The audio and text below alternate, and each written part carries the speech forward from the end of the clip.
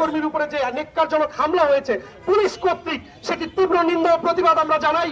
DC Masud এবং আইন শৃঙ্খলা রক্ষাকারী যারা ঊর্ধ্বতন কর্মকর্তা আছে তাদেরকে হুঁশিয়ারি করে আমরা জানিয়ে দিতে চাই, আর একটি গণমাধ্যম কর্মীর উপরে যেন হামলা না হয়, তার পরিণাম আমরা খুব খারাপ আমরা দেখিয়ে ছাড়বো।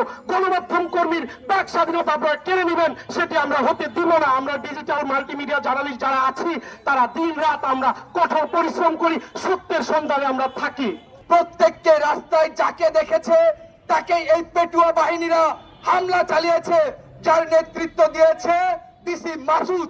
কারণ ডিসি মাসুদ ওই জায়গায় ডিসি পদে আছে, সে যদি না বলে তাহলে কিভাবে এই হামলা ঘটনা ঘটে? আমরা লক্ষ্য করেছিলাম শেষবারের মতো যখন ইনকিলাব মঞ্চ শাহবাগ ব্লকেড কর্মসূচি পালন করেছিল, তখন ডিসি মাসুদ বারবার নিষেধ করছে যে এখানে কেউ সাউন্ড গ্রেনেড টিয়ার সেল নিক্ষেপ করবেন না। তাৎক্ষণিক মুহূর্তে আমরা লক্ষ্য করেছিলাম যে ডিসি মাসুদের কথা উপেক্ষা করে আবার দফায় দফায় যারা আন্দোলনকারী ছিল, ইনকিলাব মঞ্চের যারা সদস্য ছিল, তাদের উপরে সাউন্ড গ্রেনেড টিয়ার সেল নিক্ষেপ করেছে। সবার তো আর হাতে বড় ক্যামেরা নাই, দামি দামি ই নাই, আইফোন নাই, যার হাতে যেই ফোন থাকে সেল ফোন থাকে সেই সেটা দিয়ে নিউজ কভারেজ করে। কিন্তু কেন আমাদেরকে লাঠি চার্জ করে, আমাদের ফোন ভেঙে ফেলছে, আমাদের ট্রাইপড ভেঙে ফেলছে? এই অধিকার ওনাদেরকে কে দিয়েছে? পুলিশের। এবং এখন যে কিছু কিছু পুলিশ আছে এবং পুলিশ নামের কলঙ্ক গাঞ্জাখোরের মতো দেখা যায়, বাচন ভঙ্গি চলাফেরা সব একটা গাঞ্জাখোরের মতো। মেন স্ট্রিমের যে মিডিয়াগুলো রয়েছে তারা কি তাৎক্ষণিক লাইভে গিয়ে সত্য প্রচার করে না? বিভিন্ন আন্দোলন সংগ্রাম হলে বা তাৎক্ষণিক কোনো কিছু ঘটনা ঘটলে আমরা সেইগুলো সঙ্গে সঙ্গে লাইভে প্রচার করি। এটা কি আমাদের অপরাধ?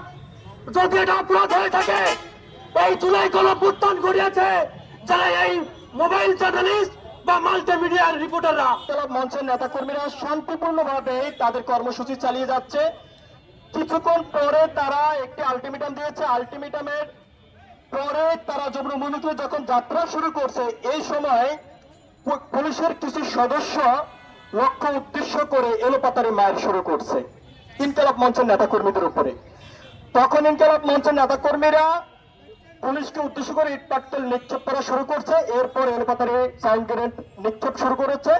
যখন পথচারী যারা রয়েছেন তাদেরকে যখন মারধর শুরু করেছে, গোয়েন্দা বিভাগের লোকজনকে যখন মারধর শুরু করেছে, তখন আমার সহকর্মী যে সকল ভাইরা ছিলেন ফুটেজ ধারণ করতেছে, তাদের মূল অপরাধ ছিল এটা।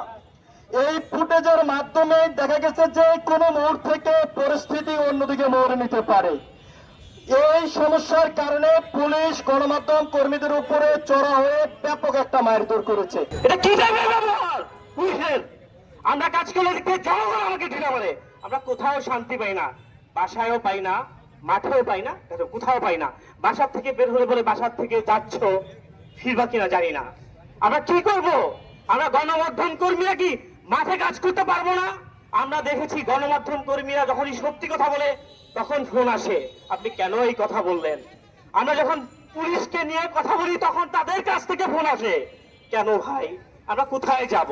দুঃখের বিষয় হচ্ছে আমাদের যে সকল বড় বড় হাউসগুলো আছে, যারা স্যাটেলাইট সাংবাদিক বলে পরিচিত, সেই সকল বড় ভাইরা আমাদের পাশে দাঁড়ায় না। এমনকি আজকে একটি স্টার নিউজে টক শোতে দেখবেন আমাদেরকে নিয়ে সমালোচনাও করা হচ্ছে। কেন ভাই, আমরা কি আপনাদের ভাই না? আমরা না হয় মোবাইল দিয়ে সাংবাদিকতা করি, আপনারা ক্যামেরা দিয়ে করেন, কিন্তু আপনারা দেখেন আমাদের জায়গায় আমরা কতটা পরিশ্রম করি। একজন ফটো জার্নালিস্ট থেকে শুরু করে একজন মাল্টিমিডিয়া রিপোর্টার তার দুপুরের খাবারটা পর্যন্ত খেতে পারে না, সে কলা রুটি খেয়ে জীবন যাপন করে, কারণ তার ইভেন্ট রক্ষা করতে হবে। 72 ঘন্টা ময়েশ্চার লক সমৃদ্ধ লিলি বডি ওয়াশ, শিয়া বাটারের গুডনেস স্কিন রিপেয়ার করে রাখে সফট ও গ্লোয়িং।